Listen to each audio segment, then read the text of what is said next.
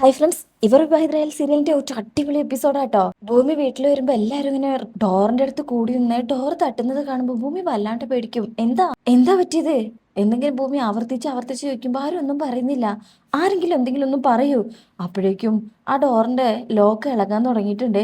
ഇതേ സമയം അച്യുതൻ ഇങ്ങനെ വല്ലാത്ത വേദന കൊണ്ട് ആ ഒരു വല്ലാത്തൊരവസ്ഥയിൽ നിൽക്കാട്ടോ. അംബിക പതിയെ കണ്ണു തുറക്കും. അച്ചേട്ടാ, എന്താ?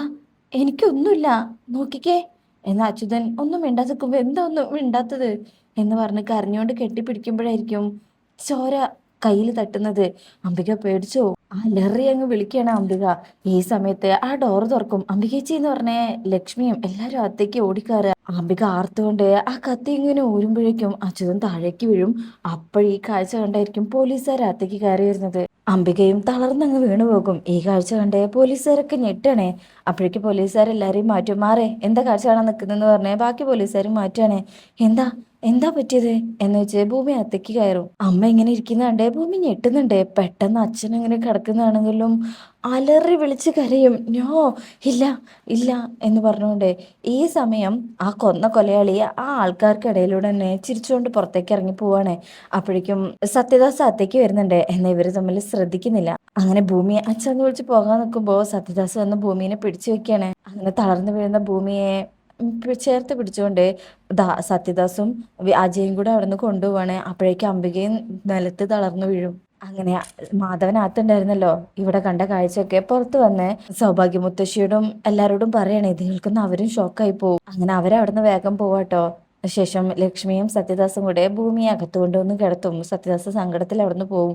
ഭൂമി മയക്കത്തിലായിട്ടുണ്ട്, തളർന്നു വീണിട്ടെ. അങ്ങനെ അജയ് നോക്കിയിട്ട് പറയും, ഈ സ്നോമോർ. അപ്പോഴായിരിക്കും അവിടുത്തെ ആ ലെറ്റർ കാണുന്നത്. സാർ, ഇത് കൊല്ലുന്നതിന് മുന്നേ എഴുതിയ കുറിപ്പാണെന്ന് തോന്നുന്നു എന്ന് പറഞ്ഞ് അത് അജയ്ക്ക് എടുത്തു കൊടുക്കും. അജയ് അത് വായിക്കുക. ആ നാടകത്തിലെ ഒരു പ്രധാന ഡയലോഗ് മാത്രമേ അതിൽ എഴുതിയിട്ടുണ്ടായിരുന്നുള്ളൂ. മദ്യപിച്ച് നീ ഈ ലോകത്ത് ഇനി വേണ്ട, ഞാൻ പത്നിയാണ്, എനിക്ക് എല്ലാ സഹനവും സഹിച്ചുള്ള ശീലവതി ആകണ്ട, ഞാൻ ഒരു സാധാരണ സ്ത്രീയാണ്, മരിക്കടാ മരിക്കടാ പട്ടി. ഇത് വായിച്ച് അജയ് ഞെട്ടിപ്പോവും. ഫോറൻസിക്കിനെയും ഡോക്ടറെയും വിളിക്കാൻ പറയും ബാക്കി പോലീസുകാരോട്. അങ്ങനെ കത്തിയൊക്കെ അവിടുന്ന് അവർ പാക്ക് ചെയ്യണേ, പുറത്തൊക്കെ ഒന്ന് സെർച്ച് ചെയ്യാൻ പറയും. ഈ സമയം പോലീസുകാരനെ ഇങ്ങനെ തിരയുമ്പോൾ ആ മദ്യക്കുപ്പി കാണുന്നുണ്ട് കേട്ടോ. കമാല് കുടിച്ചിട്ടതാണ്. ഈ സമയം ഭൂമി പതിയെ എണീക്കും. അച്ഛാ, അച്ഛനെന്താ പറ്റി എന്ന് വെച്ച് പൊട്ടി പൊട്ടി കരയണേ. ഭൂമിയെ ഒന്ന് കൺട്രോൾ ചെയ്യാൻ പോലും ആർക്കൊണ്ടും പറ്റണില്ല. ഭൂമിക്ക് ആണെങ്കിൽ അച്ഛൻ എന്ന് വെച്ചാല് തന്നെക്കാളും ജീവനാണ്. ഭൂമി അത്രയും വിഷമത്തിലാ കരയണേ. അങ്ങനെ അല്പസമയം കഴിഞ്ഞാൽ ഫോറൻസിക്കുകാർ വന്ന് അവരുടെ ഡ്യൂട്ടി ചെയ്യാം. ഭൂമിയാണെങ്കിൽ സങ്കടത്തോടു കൂടെ അച്ഛന്റെ ഡ്രസ്സൊക്കെ ഇങ്ങനെ പിടിച്ച് പൊട്ടിക്കരയാട്ടോ.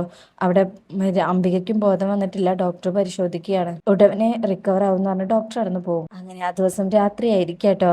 അച്യുതന്റെ വണ്ടിയൊക്കെ ഇങ്ങനെ കാണിക്കുന്നുണ്ട്.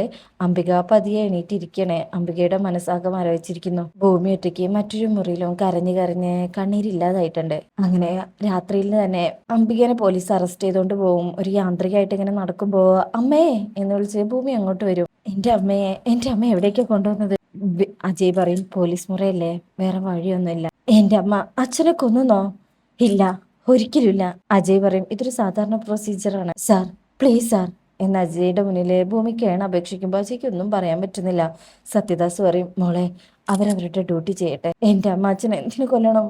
അമ്മയെ കൊണ്ടുവല്ല സാർ, പ്ലീസ്. അജയ് പറയും, സോറി. സത്യദാസിനോടും പറയും, പ്ലീസ് ഒന്ന് പറയണം സാർ. സത്യദാസ് ഭൂമിയെ ചേർത്ത് പിടിച്ച് അവിടെ മാറ്റി നിർത്തണേ. അങ്ങനെ അജയുടെ പോലീസുകാരെ അംബികയെ അവിടുന്ന് കൊണ്ടുപോകും. അംബിക ഇപ്പോഴും വല്ലാത്തൊരു യാന്ത്രിക അവസ്ഥയിൽ അങ്ങനെ പോവാണ്. ആള് വല്ലാതെ മരവിച്ചിട്ടുണ്ട് മനസ്സ്. സാർ, അമ്മയെ കൊണ്ടുവരുതെന്ന് പറ സാർ എന്ന് പറഞ്ഞ് ഭൂമി ഇങ്ങനെ കരയുന്നുണ്ട്. അജയ് ബോഡി പോസ്റ്റ്മോർട്ടത്തിന് അയക്കാൻ പറഞ്ഞ് നടന്നു പോകും. അമ്മയെന്ന് വിളിച്ച് ഭൂമി സത്യദാസിന്റെ കൈയൊക്കെ തട്ടി മാറ്റി ആ വണ്ടിയുടെ പിന്നാലെ ഓടിപ്പോവാ.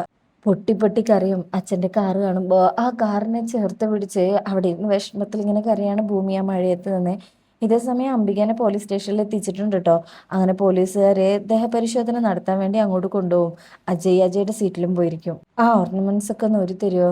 അതൊരു പ്രൊസീജിയറാ ചേച്ചി. അംബിക കരഞ്ഞോണ്ട് ആ താലി ഇങ്ങനെ നോക്കിയിട്ട് അത് ഊരിക്കൊടുക്കും. അത് അജയ് ഇങ്ങനെ ശ്രദ്ധിക്കുന്നു കേട്ടോ. അജയ്ക്ക് വിഷമവും. രാധിക, വേണ്ട, അത് കൊടുത്തോളൂ. അപ്പോ അത് തിരികെ നൽകുമ്പോ അംബിക അത് വാങ്ങിച്ചിട്ട്, സാറേ, എന്റെ മോൾ അവിടെ ഒറ്റയ്ക്കാ സാറേ, എന്ന് പറഞ്ഞ് ആ താലിച്ചേനെ കെട്ടിപ്പിടിച്ച് ഉമ്മ കൊടുക്കാണ് അംബിക. അജയ്ക്ക് ഇതൊക്കെ കാണുമ്പോൾ വല്ലാത്ത ഷോക്കാവുന്നുണ്ട്. പിന്നീട് കാണിക്കുന്നത് അവിടെ അച്യുതന്റെ ബോഡി പോസ്റ്റ്മോർട്ടത്തിനായിട്ട് അവിടുന്ന് കൊണ്ടുപോവാണ്. അപ്പോൾ ഭൂമി ഇങ്ങനെ സങ്കടത്തോടെ നോക്കി നിൽക്കുന്നിടത്താണ് ഈ ഭാഗം കഴിയുന്നത്. ഒരു സങ്കടകരമായ എപ്പിസോഡായിരുന്നു. എന്തായാലും അംബികയല്ല കൊന്നതെന്നുള്ളൊരു സത്യം പുറത്തേക്ക് എന്തായാലും കൊണ്ടുവരും. അപ്പോൾ ആ ഭാഗത്തിനായിട്ട് കാത്തിരിക്കുക. റിവ്യൂ ഇഷ്ടപ്പെട്ടാൽ ലൈക്ക് ചെയ്യുക, സബ്സ്ക്രൈബ് ചെയ്യുക, സപ്പോർട്ട് ചെയ്യുക. താങ്ക്